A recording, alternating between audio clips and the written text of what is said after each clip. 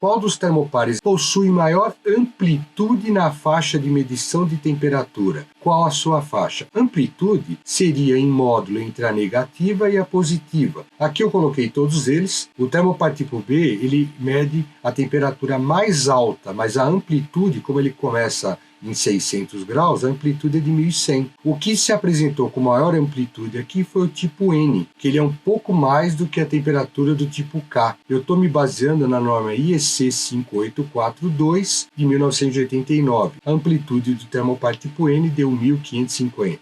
Embora outros termopares tenham temperaturas maiores, mas levando em consideração a parte negativa em módulo até a positiva, nós temos uma maior amplitude observada no termopar tipo N. Qual termopar que consegue medir temperaturas mais altas? Qual é esse limite? O termopar tipo B é o termopar que mede maior temperatura. Após ele são os termopares de platina, que é o tipo R e o S. Lembrando que esses termopares são usados muito em indústrias de vidro para alta temperatura. É muito comum usar o R e o S.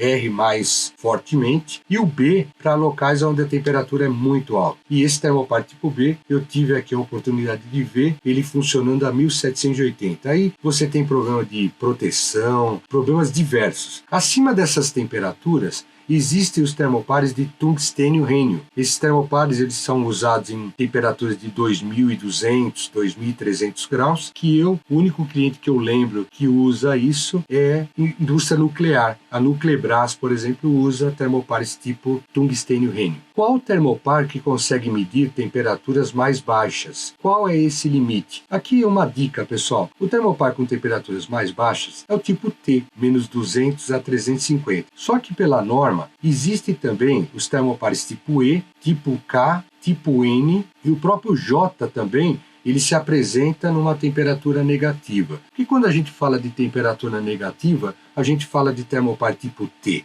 É porque o termopar tipo T, na faixa negativa, é, primeiro, o que melhor se apresenta em termos de precisão e também pela estabilidade da liga. Vamos dar uma olhada no tipo J. O J é formado de ferro. Se eu colocar ele numa temperatura negativa, o ferro oxida onde tem umidade. Então ele não ia durar muito. E outra, ele ia sofrer corrosão e não é só não durar muito.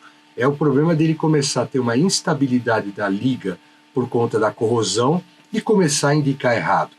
O tipo E, ele já foi abolido no mercado. Ele não deu certo, embora seja um termopar bem interessante, com uma liga bem estável, por causa de custo. Na época ele era muito caro.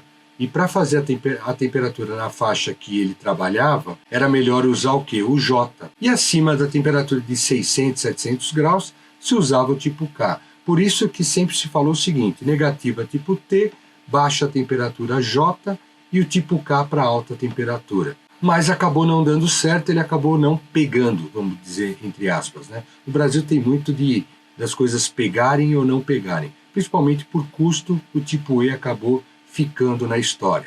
O J, o K, o N, né? O N ele tem uma parte da temperatura negativa, mas como o tipo T ele tem uma estabilidade e tem também a parte de precisão, a precisão dele na negativa é muito boa, acabou se convencionando o tipo T para baixa temperatura.